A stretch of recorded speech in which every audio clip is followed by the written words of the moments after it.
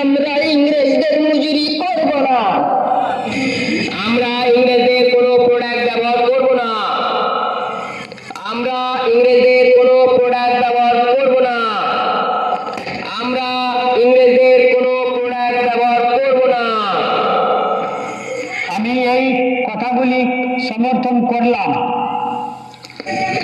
আমরা জানি ভারত ছাড়ো আন্দোলনের নারা দিয়েছিল মহাত্মা গান্ধী, কিন্তু সর্বপ্রথম নারা দিয়েছিল ইউসুফ মেহের আলী সাল 1942।